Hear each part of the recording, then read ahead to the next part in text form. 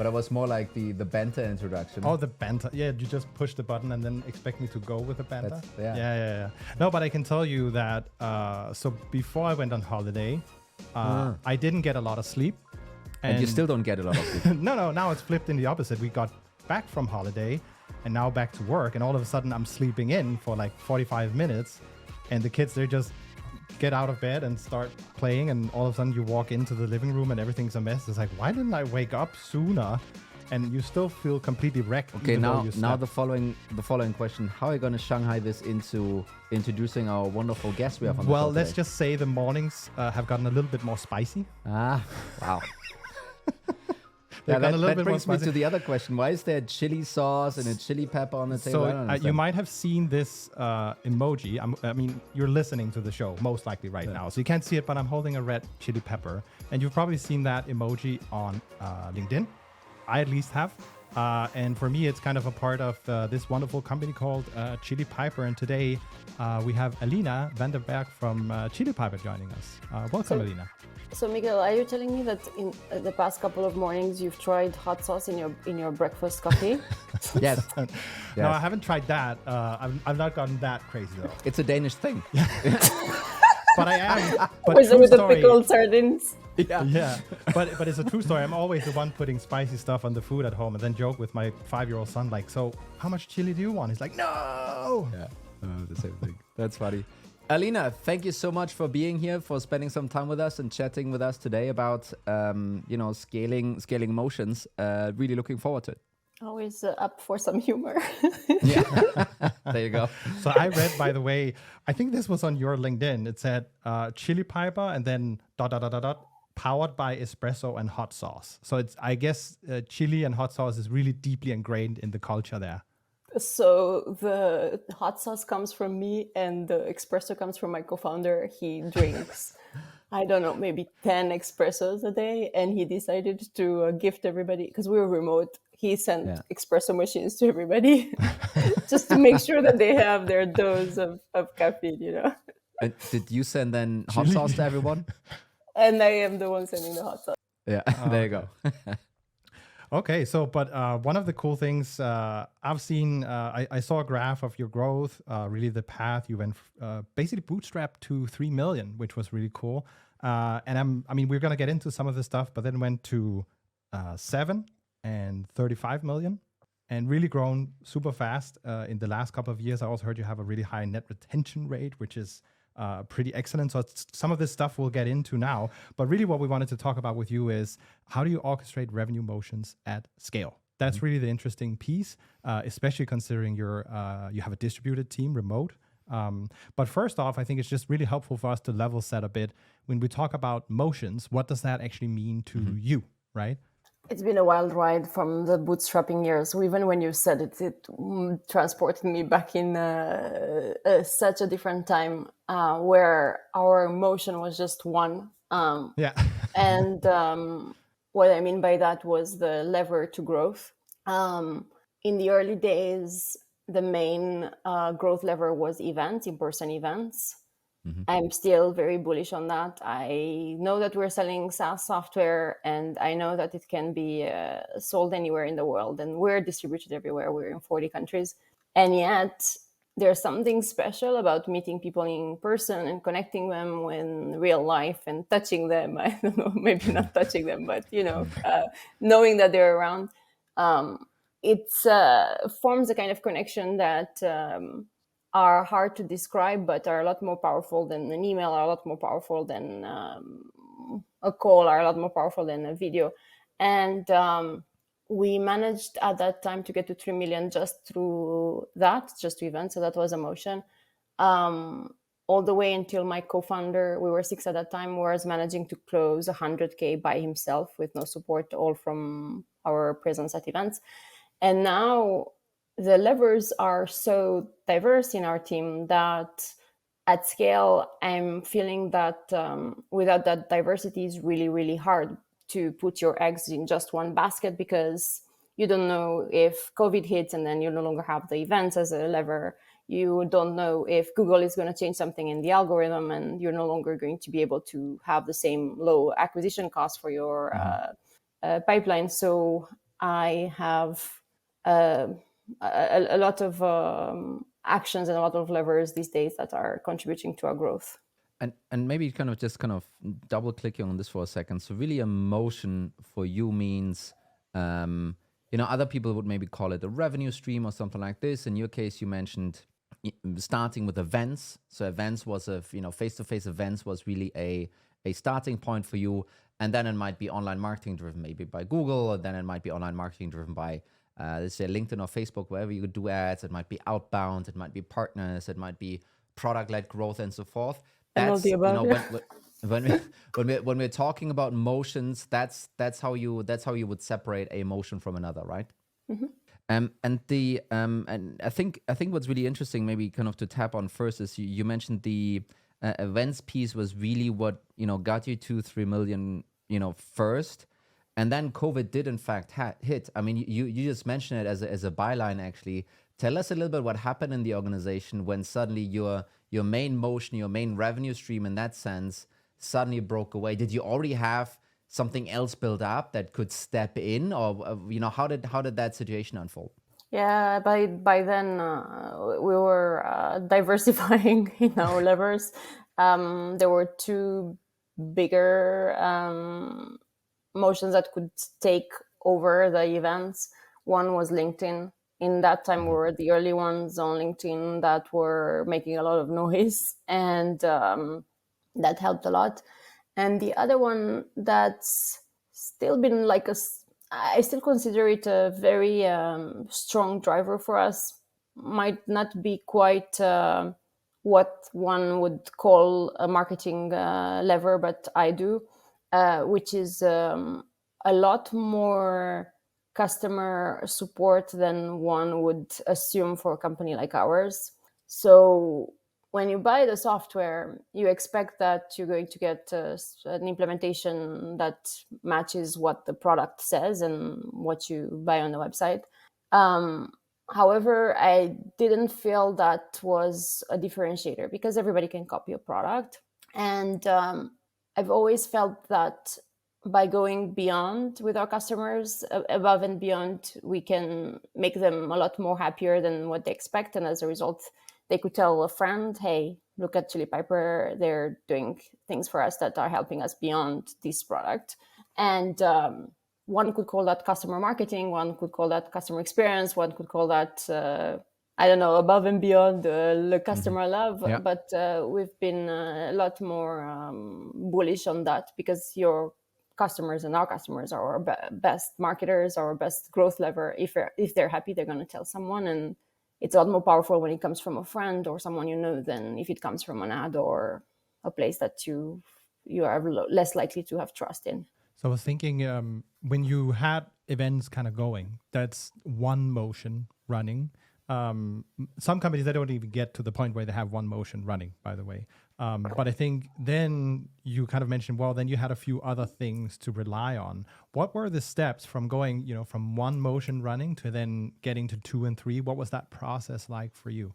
Very difficult for me personally. I'm a first-time founder, and before Chili Piper, I was an engineer and I was building products, and I was very happy with not getting any attention. And I have very typical introvert where I would go to an event and I would be the one in the corner, avoiding people's eyes and being a little bit awkward. So all the steps and all the motions have been very difficult for me in that they would require me to completely change my way of being. And I guess it's the extreme forces that makes one to change. But every LinkedIn post has been difficult. Every YouTube video has been difficult. Every event that I went to has been difficult for me, at least at the beginning. Now it's gotten easier because it was so contrary to who I was. Obviously, after I discovered the benefits of being able to have conversations with people in person and having those social conversations and having that kind of impact, it gave me the strength that I needed to change. But I was completely uncomfortable, and I continue to be completely uncomfortable, and I feel completely stretched at all times. But I'm the kind of person that finds a lot of comfort in the discomfort, because I know if I am comfortable, then there's something wrong. Yeah. I think they also say very popularly, when you're uncomfortable, that's when you're kind of learning and growing, right? Out of the comfort zone. Was it so when you went from the 1 to 2 to 3 motions, I'm guessing you also had a team that needed to support here and be involved. Can you tell me a little bit about how do you get the company on board as well to build some of those new motions? Every motion requires a very different skill set and a different type of energy behind it. On the social impact, for instance, not everybody feels comfortable being in the limelight, and not everybody feels comfortable of posting on social or on YouTube or on TikTok. It's been interesting because once people start, they understand the benefits, but the starting point, it's what's a little bit tricky. We've had at the biggest of growth about 250 employees, and the ones that managed to create a brand for themselves and create a strong LinkedIn following with our help have been the ones that have seen the impact of their work. For instance, we have at least 2 or 3 that have started SaaS companies and they're doing well. There are some that have gone and now they're very successful freelancers and are the kind of the fractional expert that manages to charge a lot. So every motion had a bit of it required a lot of push to get started, but once things get started, it's a lot easier to explain to the rest of the team and to make things happen, because it's not so much about one person. The entire team has to align behind it and everybody has to help. Versus for events, it can never be one person. You're going to send several people at the event and they have to understand the kind of things that they need to bring as in part of the toolbox to be able to be successful, to create pipeline, to create connections, to create content. So I would say that it's the beginning of each motion that required a lot of push, but the adoption is a lot easier after 2 or 3 people kind of understand the main components of things and what the drivers and the metrics that can make that motion successful.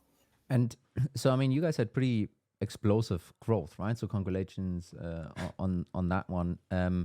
Did you, I mean, typically, let's just say it like this, typically you would see companies go the SDR and the outbound route, right? Was that a motion that you also tried and played with, or was this something that you avoided? How did you think about, this motion, which usually supplements this marketing orchestration that also is going on? We have a very successful outbound motion as well.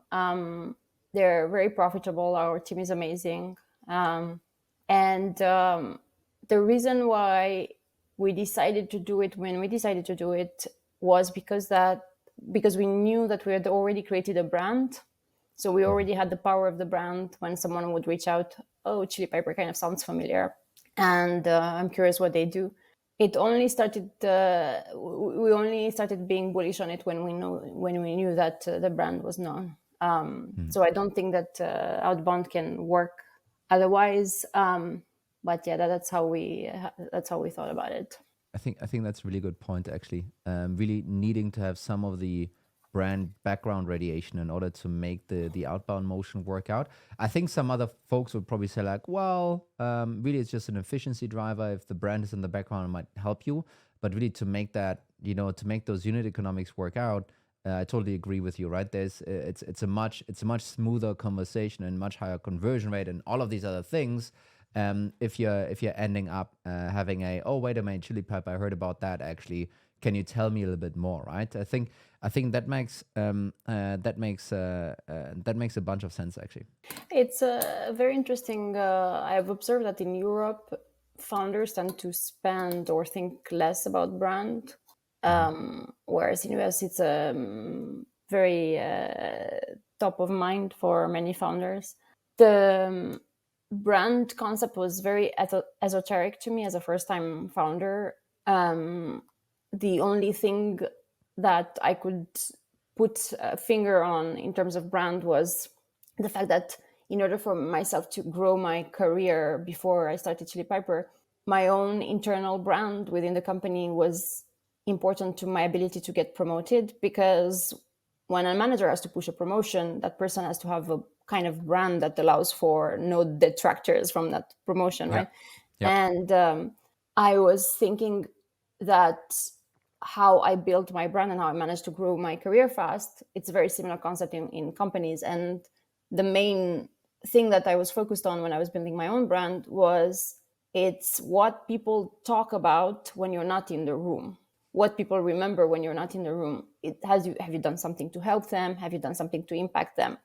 And it was the same thing. I was thinking, okay, what would people say about Chili Pepper when they're not there? And I was a bit maniacal about that, because it's very hard at the beginning to create a brand when the product is not that well known, when there's such a hard time to grab someone's attention, and now it's like becoming impossible with the C-bots of content.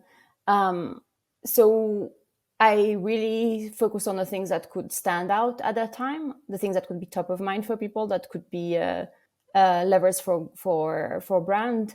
And even to these days, I measure brand awareness a lot and brand impact a lot, despite having a clear coefficient of return of investment on it. I still think that without having that focus on things that elevate brand, you just become like everybody else and you just can't stand out. And it's you can buy a million tools to your stack. You can pay attention to thousands of tools that can become part of your growth levers, but you'll only remember the ones that are top of mind. So it's an important part. I think it's a key part of not becoming just a commodity, essentially, right? Especially depending on what space you're in. I think you also said something really interesting that I want to kind of double click on. You said, hey, we had to get the brand right before we could actually go and build outbound. So when was it you kind of knew, now we are at the point in time where we have sufficient awareness in the market to then go and build outbound? And what were the initial steps you took to kind of build that motion up over at Chili Piper?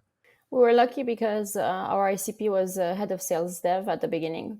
So we were constantly on calls with people that were driving that outbound motion.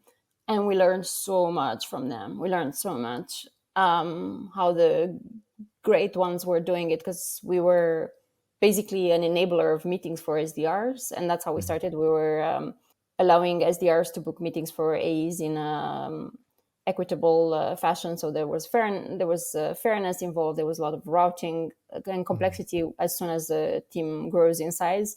And we're basically exposed to the best SDR teams in US. And we're seeing how they were organizing their teams, how they were organizing their scripts, how they were organizing the cadences. It's been an unbelievable crash course in outbound. So we took those lessons from the top SDRs and we put them in motion ourselves at the beginning. So when you say ourselves, you and your co-founder, or myself and my co-founder. At the beginning, we were splitting the responsibilities very differently than we are now. I was in charge of product and customer success. So I was still, when I was implementing the tool, I was still having those conversations with them. At that time, we also thought it was a good idea to blend customer success with account management. So I was kind of like an account manager to some extent. And my co-founder was doing the top of the funnel parts. So he was doing the SDRing and the account executive. Now we have different areas of focus, but we were approaching the learning from the lens of that full funnel, and he was focusing top of the funnel. I was more customer marketing, customer success. And we've been kind of spending a little bit of time on this outbound thing, and maybe we want to stop this after this next question here, though. But no, we love it.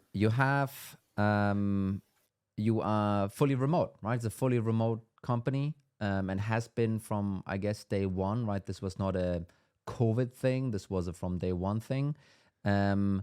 What we have seen is that a lot of folks struggle with a distributed or remote SDR setup. Do you have any, hey, here are the 3 learnings we have in terms of, making this work, or what's the, is there such a thing? I'm just wondering what your perspective You're on asking this for is. the silver bullet.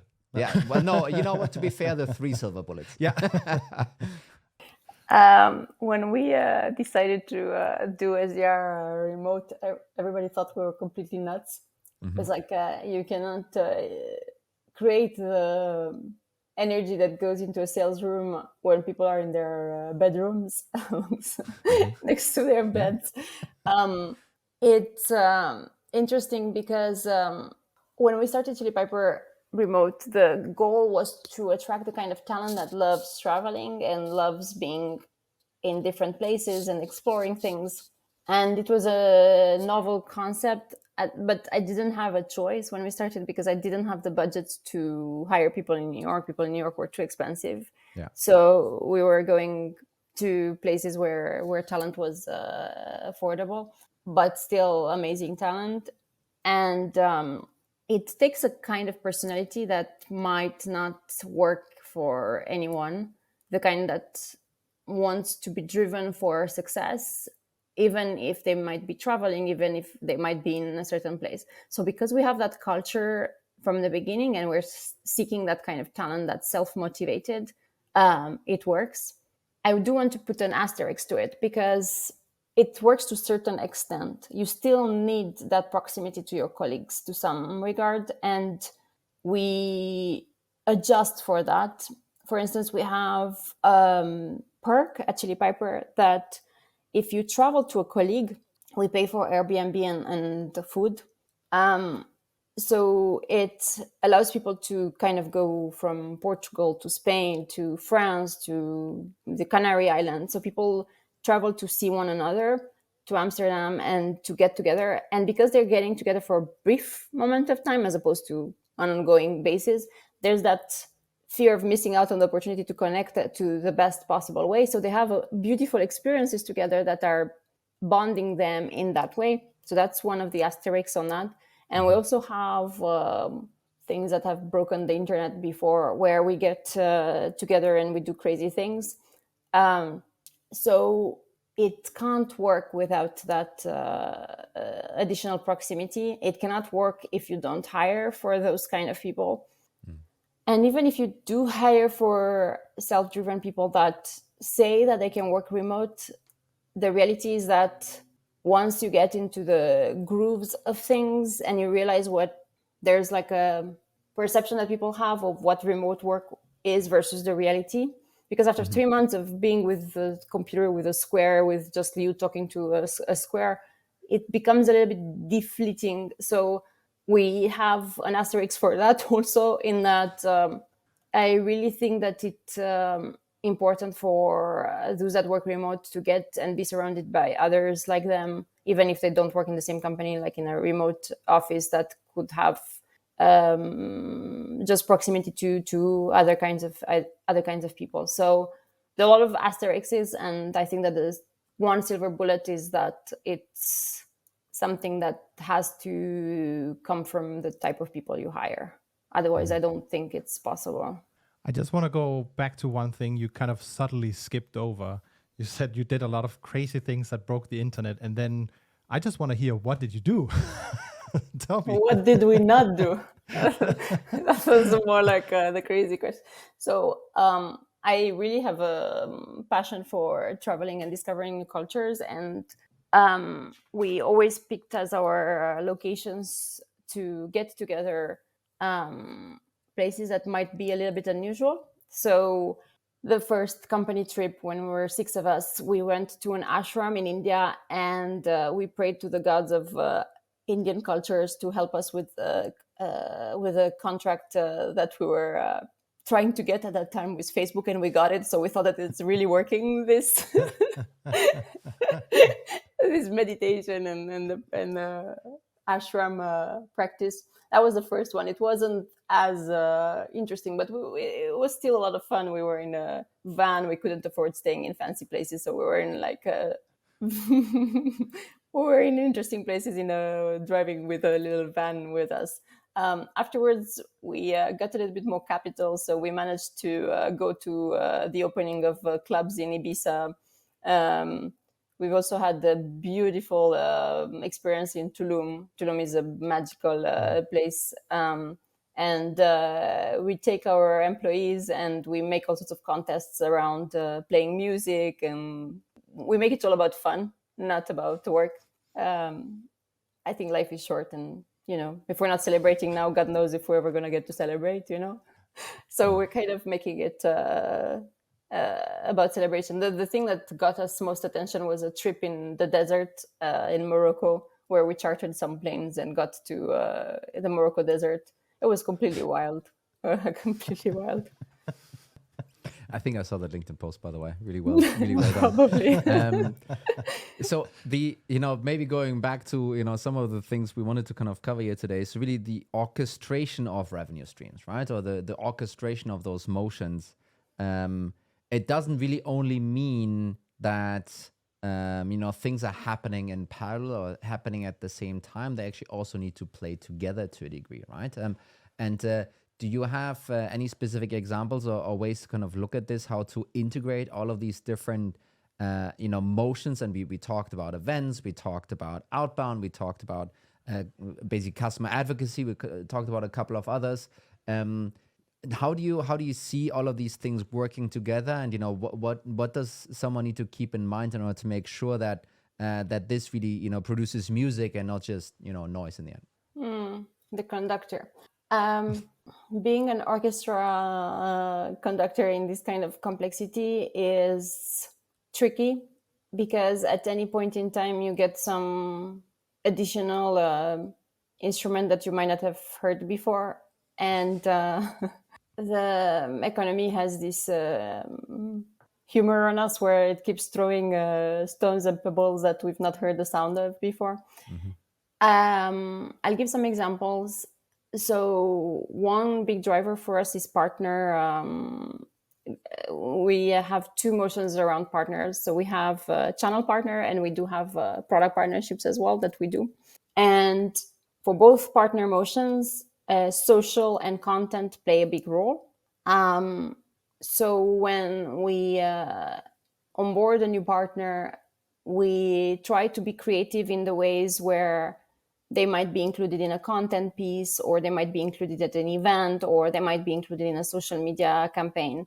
And it becomes tricky when you have hundreds of partners that you might be integrating with, or hundreds of partners that you are getting to market from a channel perspective. And as a result, it requires a lot of creativity for ahead planning on the type of things that you can do together to highlight the best things that they can be part of. So for instance, SaaStr is coming. We have a party at SaaStr with many of our partners there, and we're bringing common prospects and customers to get together with us. And it requires them to have a certain kind of DNA that matches ours so that we can create the similar experiences. So I would say that it does require a lot of pre-planning, and for people that are working on these motions to know each other well enough and have very well defined goals in order to find ways to work together well, and metrics. I think another thing I was really curious about is most companies, they're now starting to look at next year in terms of what are they going to do. There's always going to be targets and a budget. And part of that will require a lot of companies to develop new motions. And I'm sure with the scale you're at now and the trajectory you're on, you're also considering what additional motions do we need to build out from basically bringing them from 0 to 1, right? How do you tackle that when you look at the year and you need to deliver onto a target? Do you kind of take it as we don't include it in that part, and because there's still going to be a cost associated with it as well? So I'm a bit curious how you deal with basically developing motions and putting it into the plan.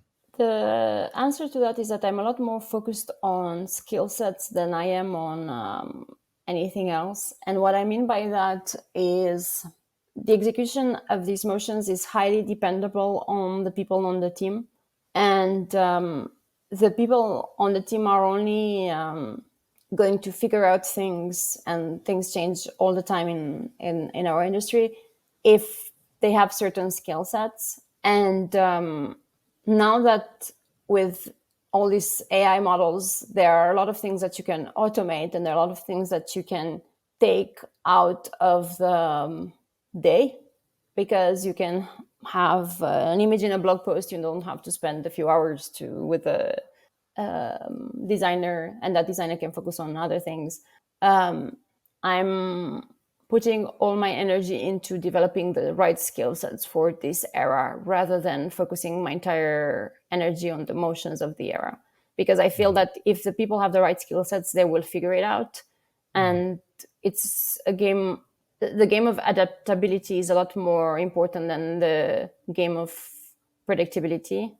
The predictability is a bit out of the window when it comes to the speed at which we're thrown AI tools. So I would say that I'm a lot more focused on skill sets than anything else.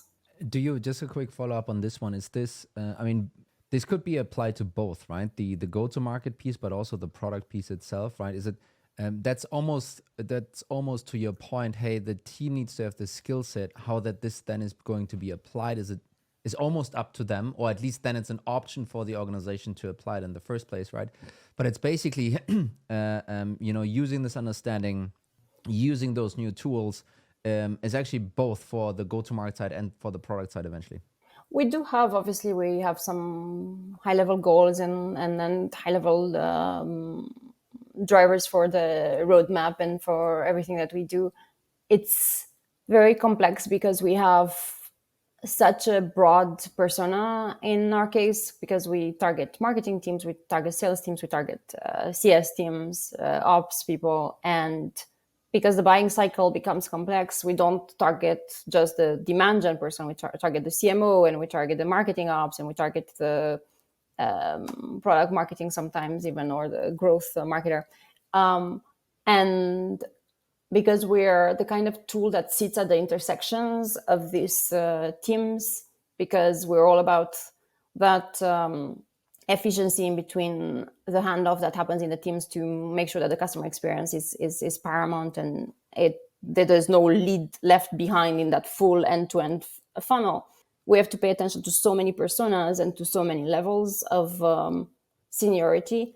And at the same time, our product has evolved from one product to many products that are now part of a platform. Every product requires a little bit of different messaging, a little bit of different value prop. We're targeting even the CFO. And the aim, for instance, for us is to create a PLG motion that allows every one of these personas to try the product before they do anything with Chili Piper. And because our product is so complex, it's so freaking hard to do that, to achieve both create a product that's so complex that can satisfy all these business needs, and yet be able to create that wow moment from the first time they try. And such a different entry point we're going to have a PLG even for individual contributors that are SDRs, account executives, and CS. We have some metrics in place that we want to achieve with this PLG motion per persona and per product. But how to figure out how to solve for those metrics is very complex, and it's very hard to figure out. So as a result, as a founder, I can't figure out every path and I can't figure out every answer. What I can be maniacal about is how I can support them to figure out things on their own by developing the right skill sets. That's how I look at it. Yeah, I think that's a pretty cool. And I haven't heard that approach so many times, by the way. So I think that's a pretty cool way to look at this problem challenge, but also this opportunity that's either at the doorstep right now or will be, part of the expected playbook in the couple of months or years to come. I actually published a skill sets map for our marketing team on our website, and this is probably one of our top performing articles. I didn't expect that.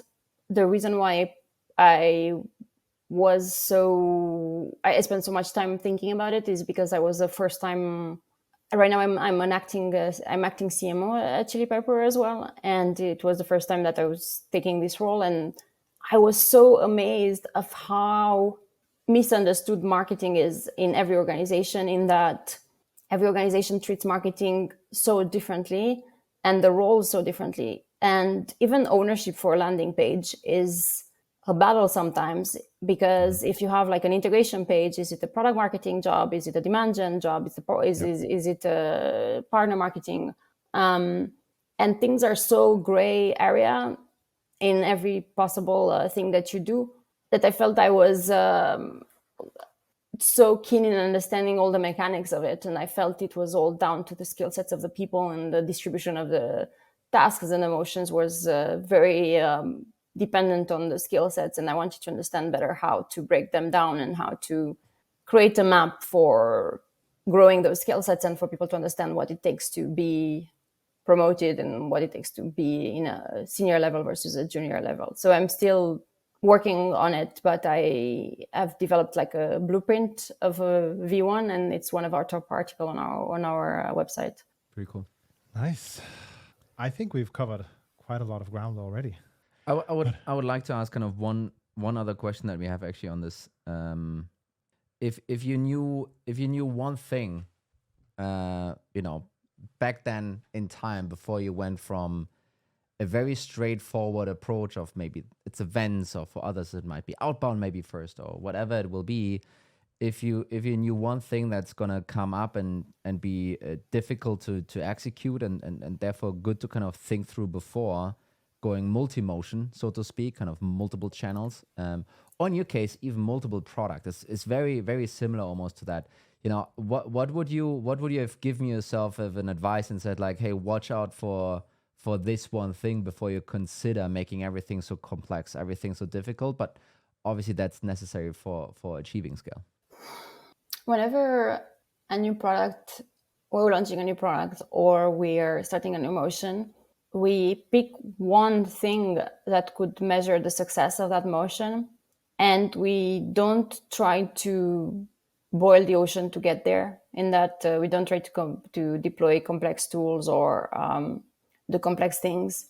I'll give one example. This is a decision memo that was written last week. The decision memo was about, and anytime we make a decision, there's a document, and everybody adds the problem and the solutions, and everybody contributes to the solution. The decision memo was about whether we should, as we're preparing for PLG, whether we should ungate the demo on our website and create like a self-service demo as well. And there was a lot of data to support that this is a good idea, and a lot of tools and pricing for every tool that could aid us in that. And the conclusion of the decision memo is that in order to show efficiency, you don't really need a tool. You don't really need something fancy. You just needed to do a video that shows the demo. And the best way to see if the experiment is successful, you do an A/B test, and you have a flow that goes directly to QHMs, with qualified held meetings, or sales qualified meetings, and another path that includes that as part, and see if you still get to that qualified meeting and with the same level of conversion rates. So it's a simple experiment that you can do without spending money, without boiling the ocean, without having a lot of resources to test it out. So every experiment and every new motion, you pick one thing that you test, and you try to achieve it with the minimum effort. That's been my mantra from the beginning. There you go. I think that's powerful as well. I mean, I think it fits perfectly into also a bunch of the things we've discussed previously on the show. I mean, true story, when we started this show, we were sharing a microphone. We didn't have all this fancy equipment from day one, because if we didn't know how to talk once we hit record, or it was terrible what was recorded. No one wanted to listen. Yeah. Oy. Alina, this was wonderful. Thank you so much for spending the time, letting us and everyone listening having part of your wisdom. All the best of luck with Chili Piper going forward, obviously, and This was super insightful. Thank you so much. Thank you, Michael and Tony, for having me. I would do a little asterisk because I like asterisks. Yeah. I don't think that wisdom comes from, obviously wisdom comes from being exposed to many things at the speed that you feel uncomfortable. However, I am a lot more bullish on the importance of finding wisdom in peace of mind and joy. So I'm really happy that both of you are paying attention to the joy part. So the delight was all mine. Wonderful. Awesome. Thank you so much, Alina. And thank you everyone else for listening. Have a good one. Bye-bye.